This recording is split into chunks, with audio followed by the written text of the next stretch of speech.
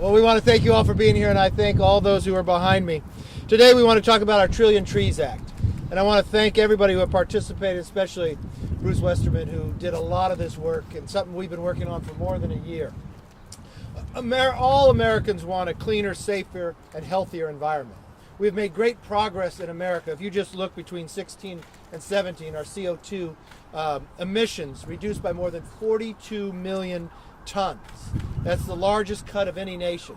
While at the same time, we know this is a worldwide problem, where China has actually increased by 120 million tons. The U.S. emissions reduction since 2000 is equal to the reductions of the next 8 countries combined. We know what trees will do. It's like our own lungs, cleaning the environment. And what can we do for our own environment? This is a way to make us healthier. You know, with 1 trillion trees, that is equal to 2/3 of all the man-made carbon since the Industrial Revolution till today. And it allows everybody to participate in it. But it's not just about planting trees, it's also the enhancement of more being built with wood, holding that carbon and keeping us safer. So what I want to do now is, I would like all members, Republican and Democrat, to join with us. A lot of people think 1 trillion is a big number. It is a large number. But Ethiopia was able to plant more than 300 million trees in one day with no government funding. So 1 trillion is not that big after all. Think about what America could do in the rest of the world, because this is a global problem that we all can work towards making our environment healthier, cleaner, and the individual who's authored this bill is our own Bruce Westerman. Well, thank you, Kevin, and thank you to everyone that's here today, all the members who have co-sponsored the bill or who are interested in the bill. I can tell you that if it weren't for Kevin McCarthy, we wouldn't be here having this meeting. His support for 1 trillion trees has been phenomenal, and he's offered his staff to help work with my staff and to draft this bill. And you know, who doesn't like trees? Trees are phenomenal. They're the natural carbon eater. If we want to talk about innovation and technology to capture carbon, look, we've got it, and it's been here with us since the beginning, and that's the chloroplast in a tree. It takes the carbon, it takes water, it combines it, sends plant food to the tree, and sends oxygen back into the atmosphere. It's the symbiotic relationship that we have of exhaling carbon dioxide and breathing in oxygen. The tree does just the opposite. It, in essence, breathes in carbon dioxide and breathes out oxygen. Trees are good. They offer a tremendous amount of benefits, not only in clean air, but in clean water and wildlife habitat, in restoring ecosystems and providing outdoor recreational opportunities. The list goes on and on about why trees are good. And this bill looks at a lot more than just planting trees. It looks at making our existing forest healthy and resilient. We can do as much or more in fighting atmospheric carbon by making our existing forests healthy and resilient as we can by planting 1 trillion trees across the globe. But it all works in conjunction, and as Kevin mentioned, we also want to be able to do sustainable buildings. As we see a growing population on the earth and we see more housing needed, we can use these wood products in houses, and we can store that carbon for as long as that building and structure is there. Matter of fact, 50% of wood by weight is carbon, and not only can we take the carbon out of the atmosphere, store it in the forest, but we can build a reservoir of storage with these structures by doing sustainable building. With all the benefits that trees offer, maybe the biggest benefit that we have with trees that nothing else can provide is the ability to pull carbon dioxide out of the atmosphere. There's a lot of concern about how much carbon we put into the atmosphere, and we need to work on that. We need to develop new kinds of energy. We need to make energy more efficient and not emit as much carbon into the atmosphere. But ask yourself, what can reduce the existing 411 parts per million of carbon dioxide that's in the atmosphere right now? Even if all carbon emissions stop, you've still got the issue with the carbon concentration in the atmosphere. Trees are the answer to that. They're the most pragmatic, proactive, and large-scale approach to creating a healthy environment. And that's why I'm glad to be the author of the Trillion Trees Act, to to have so many of my colleagues joining on this bipartisan bill. This should be a starting point how we can work together in Congress to make a healthier environment, to be better stewards of our environment into the future. So we look forward to more developments. I don't want to take all the time. I want to give my colleagues here an opportunity to talk about trees and talk about why this bill is important. One person who desperately wanted to be here today, but he was unable to make it, is Representative Jeff Fortenberry. He's been a stalwart in working on this, and I want to thank him for the work that he's doing on the international component of the bill. The problem of deforestation is most evident overseas, and I know that Congressman Fortenberry is working on how we thread this conservation needle so that we can help through our foreign assistance programs to make sure that we're addressing this problem globally. We're doing our part here in the U.S. We want to do more, but we also want to use the things that we learned and the technology that we have here to make healthy forests and a healthy environment around the world. Again, thank Congressman Fortenberry for that. Next, I want to introduce a member of the Senate who also loves trees and who is working with us in this effort, Senator Bryan. Speaking of trees, I just got notice that I received 100 white oak trees. I plant them every year. I'm from a state of Indiana that the forestry industry and all its value add is about as big as the ag component. We had 20 million acres originally, 19 million of them with trees. Got denuded down to 1 million acres, and we're back to about 5. We've got a lot of places to plant trees in the U.S. And yes, we need to get that same thing going across the world. The other thing, we've got Democrats, we got Republicans. I'm the first Republican that stepped out on this. I'm going to get others and Democrats. This should be the simplest thing that we can do for Mother Earth. Conservation and climate are two big issues. And I believe that in general, this place has maybe drug its feet on it. I think this is a sign that we're crossing the threshold to actually do something about it. This is a starting point. 1 trillion trees are a lot of trees, but it can be done. It should be the lowest hanging fruit out there if we really want to get the ball rolling on cleaning up the air, actually doing more where we've set the example. We're leading the world on reducing CO2 emissions.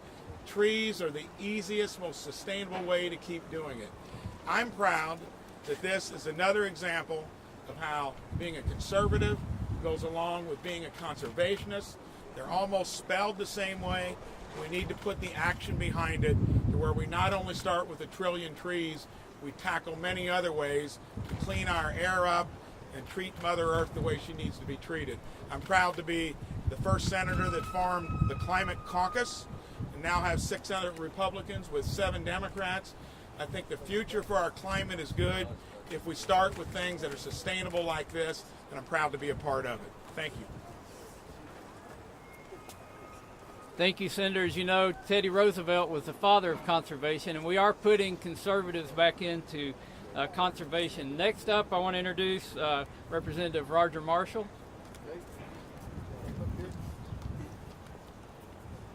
All right, Bruce, thank you so much. Now, I'm sure you all wonder what a sodbuster from Kansas knows about trees. And most of you here think that the term Kansas forestry is an oxymoron. But I'm here to share that with the help of my children, many of the teams I've coached, I personally have helped plant over 20,000 trees now. These trees serve as windbreaks, they prevent soil erosion, they provide habitat, food sources, and shelter for deer, quail, pheasants, and turkey. In the ballparks and in our city parks, they provide shade and windbreaks as well. In Kansas, this would just be a light breeze. Every afternoon the wind comes up and those trees provide great windbreaks. Now, we all learned back in middle school that trees remove carbon from the air. That's called photosynthesis, in case you've all forgotten. It turns carbon and turns it into sugar. And today we're here to initiate the planning to continue planting 1 trillion trees and remove years worth of man-made carbon. Actually, 1 trillion trees will remove 20 years of man-made carbon. Now, I happen to believe with all my heart that conservation and innovation will do more to impact our environment than any rules or regulations that Congress can write.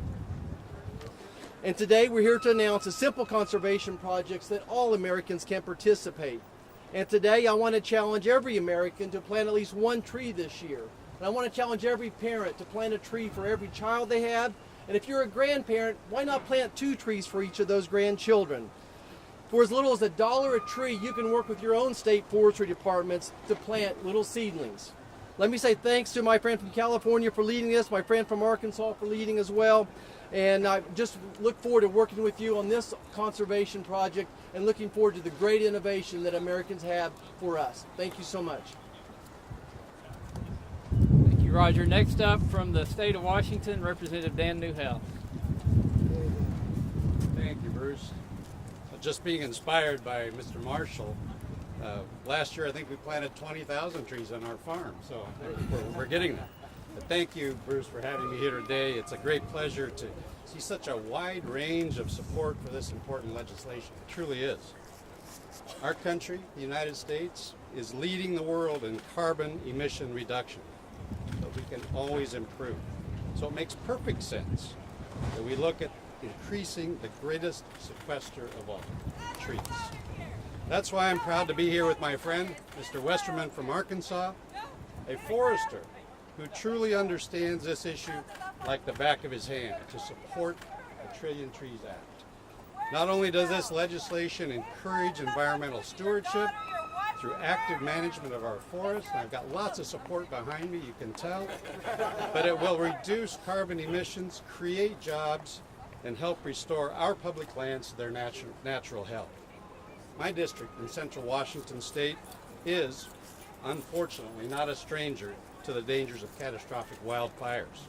These fires destroy our beautiful lands, our forests, and they cause great damage to the local communities and the economies. But they also have a negative effect on our air quality, our environment, and ultimately, as everybody's concerned with these days, our health. There's no disputing it. Healthy forests are the key to wildlife preservation. And healthy forests start with healthy trees. Actively managing our forests and caring for our environment should not be a partisan issue. The Trillion Trees Act is a common sense solution, and I urge all of my colleagues to support it. Thank you very much. Dan. Next up from Minnesota is Pete Stauber. I'm proud to be here today standing in support of the Trillion Trees Act and helping to encourage communities across our nation to properly manage our forests. For me, co-sponsoring the Trillion Trees Act was a no-brainer, as trees are nature's solution to cleaning excess carbon from the atmosphere. By setting the goal of planting 1 trillion trees globally by 2050, we are not only taking the necessary steps to naturally sequester carbon at a quicker and more cost-effective rate, but we are also investing in our forest product industry. In Minnesota's 8th Congressional District, the forest and paper industries are a vital pillar to our economy. Currently, 32,000 Minnesotans work in the forest product industry, and another 36,000 jobs are indirectly related. Most of these jobs are in my district. For many Minnesotans, these jobs are not just an occupation, they're a way of life. For generations, Minnesotans have worked in our forests, helping to support their families and boost our rural economies. This legislation will empower our foresters to properly manage our forests and improve their health, all while increasing our logging output. Communities across my district, to include International Falls, Grand Rapids, Duluth, and Cloquet, are home to paper processors. And I am confident that as this legislation helps to increase logging output, our paper companies will also thrive. I want to conclude by thanking my good friend and colleague, Congressman Bruce Westerman, for introducing this common sense legislation and for his strong leadership on forestry issues in Congress. And I'm also glad to see this legislation has bipartisan support, and I encourage all of my colleagues in Congress to join us in this effort. Together, I know we can reduce carbon in the atmosphere, properly manage our forests, and bolster our economy. Thank you.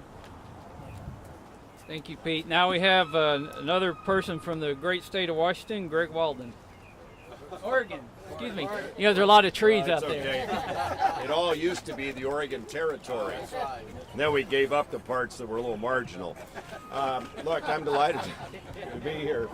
Bruce Westerman's our leader on this. Where else do you get a Yale forestry grad leading an effort on restoring forests in America? As representative for all of Eastern Oregon, 2/3 of the land mass, as former chairman of the Forestry Subcommittee on the Resources Committee, and as an old Eagle Scout, it all comes together into one theme: leave your campsite better than you find it. Planting trees makes sense. It makes sense for the environment. It's something we all ought to be able to rally around on both sides. And if you want to do something about sequestering carbon, helping the environment, improving habitat, you plant trees. This is a natural. Now, having helped write the Healthy Forest Restoration Act and the Bush administration and worked on these issues for years, I can tell you here's what happens to your national forests. They catch fire, they burn, we don't actively manage them, and after they burn, we let them rot and decay. We don't go in and replant. There are scientists that will tell you 80-85% of the carbon emissions occur after a forest fire because we don't remove the burned dead trees while they still have value and replant a green, healthy new forest to take over. This is the kind of project where we could change federal policy tomorrow, replant forests that we have as federal citizens, if you will, our federal forests, and sequester carbon and put people to work. It's a win all the way around. So let's do the right thing for the economy. Let's use traditional values in terms of healthy forests and conservation as envisioned by Teddy Roosevelt. We ought to pass this trillion tree project, get it over to the Senate, get it down to the President who will sign it into law, and we ought to do it today. Thank you. You'll never let me hear the end of that, but you can see Washington from Oregon. Next up is Dave Joyce. From the great state of Ohio. But as the ranking member on the Interior Appropriations Committee and the co-chair of the International Conservation Caucus, I can think of no better way for every American to get behind something that is a common sense solution to one of our greatest problems. I encourage everyone to run out today, get your tree, and plant it as soon as possible. Thank you. Thank you, Dave. Now we have from the state of Virginia, Rob Whitman.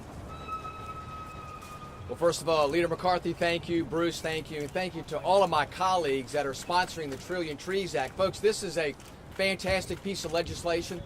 It's an individual empowerment piece of legislation, empowering individuals to be part of our effort on environmental stewardship.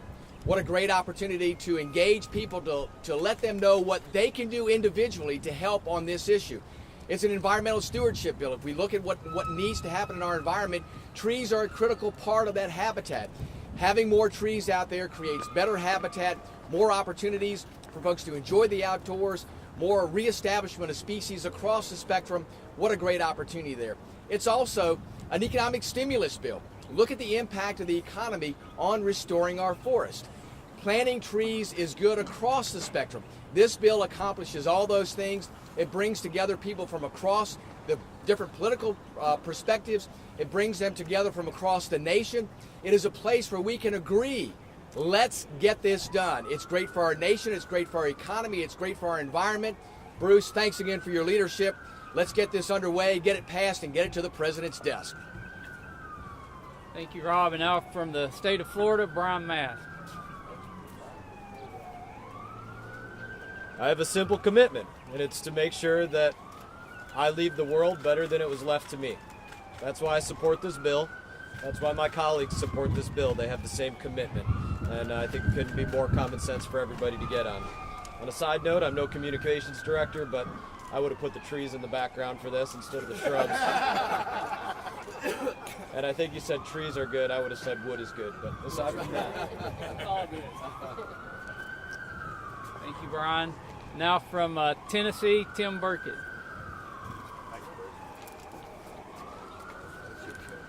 I appreciate you, Bruce, very much for bringing this bill forward. Usually the sirens come after I speak, and then they usually haul me off, but that's not for the record. But we need sensible solutions, folks, for cleaning up the environment. And, of course, big government proposals have never been the answer. I think that lowering carbon levels shouldn't come at the cost of harming the American economy, and this is a common sense solution.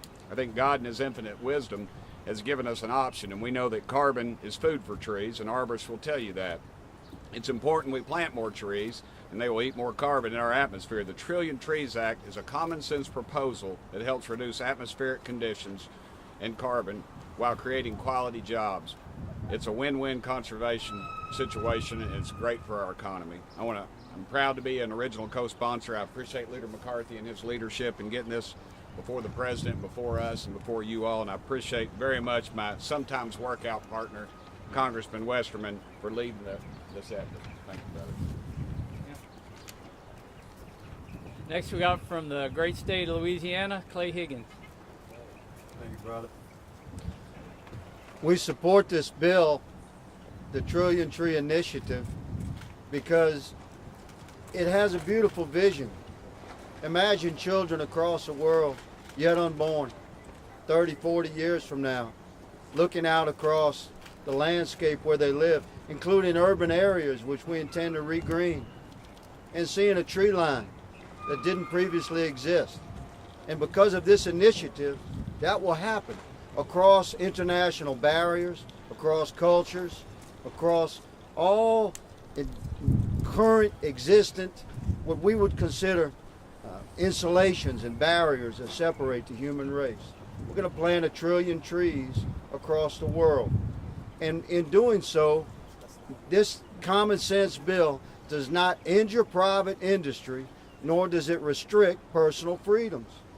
This is the kind of common sense initiative that this town can produce when we work together and consider the simplest, most efficient solution to a challenge that we all face.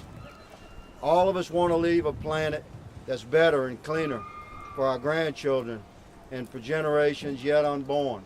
The Trillion Tree Initiative is exactly the kind of bipartisan cooperative effort that you should see out of this Congress, and I'm very supportive of it. And what's more, I'm uplifted by the fact that this initiative exists and that the press is here and paying attention to this. You hear a lot of bad news coming out of this town. Today is a good day. This is a good moment. I thank my colleagues for making this happen, and I'm proud to be a part of it. Thank you, Clay. Your remarks reminded me of that Greek proverb that said the measure of a great society is one that plants a tree in whose shade they will never sit. We have an opportunity to do that, to do something for the future. And next up, from the state of Georgia, which might very well be the #1 forestry state in the country, Buddy Carter. Good.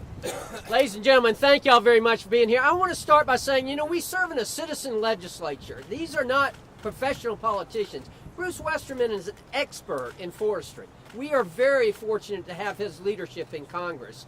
And although he was just a little off, Georgia is the #1 forestry state in the nation. I remind my colleagues on the Select Committee for Climate Change about that all the time. I have the honor and privilege of representing the most beautiful district in the nation. That's the 1st Congressional District of Georgia. Over 110 miles of coastline.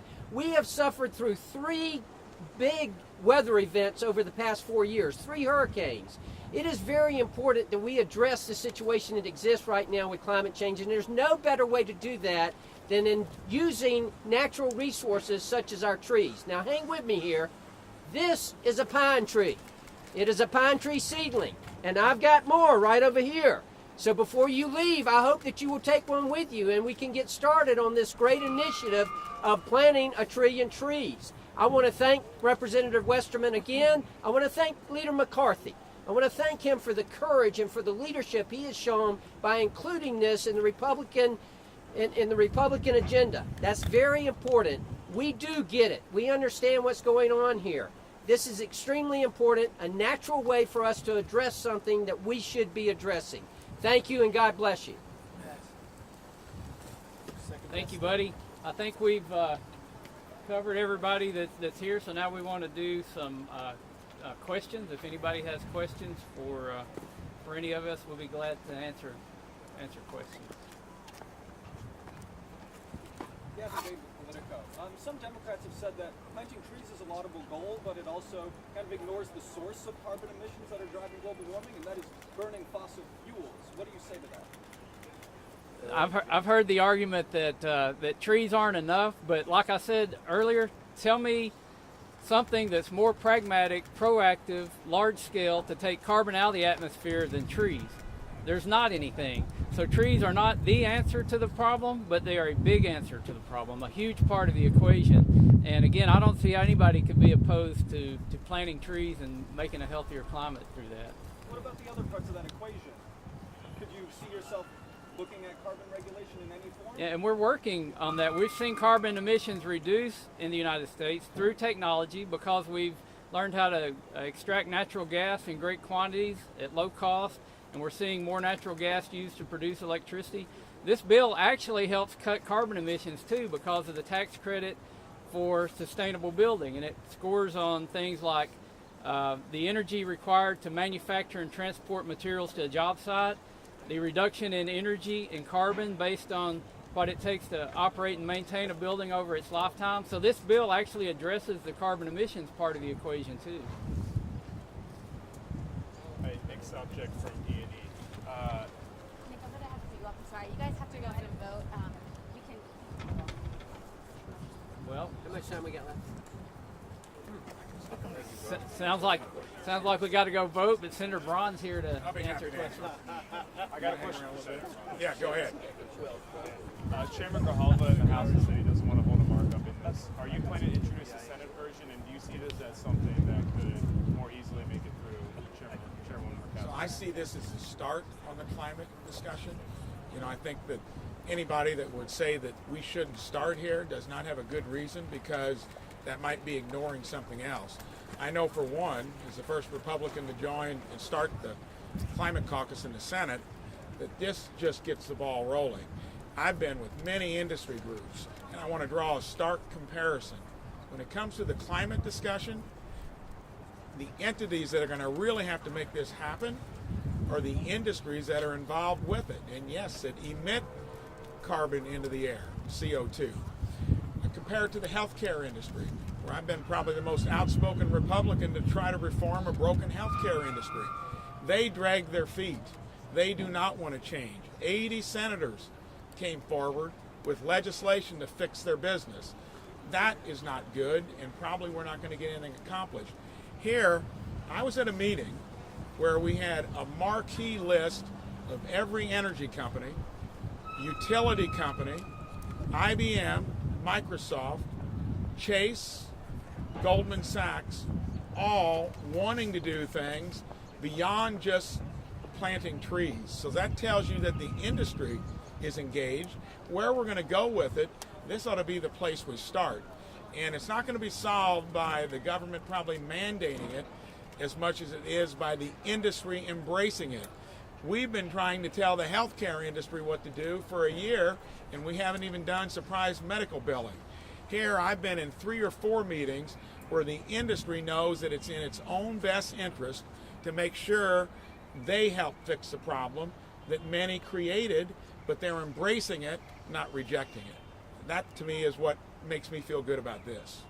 Just to be clear, are you going to be leading a Senate version of this I am. legislation? Yes, and I'll get many others to join it. And hopefully we'll get this across the threshold as the first thing we do, and then start on all the other areas where we do emphasize innovation, technology.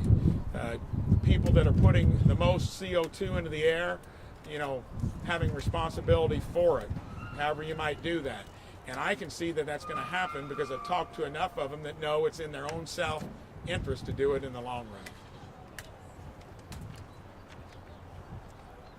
Must cover it. Is that it? Okay, thank you all for coming. Appreciate it.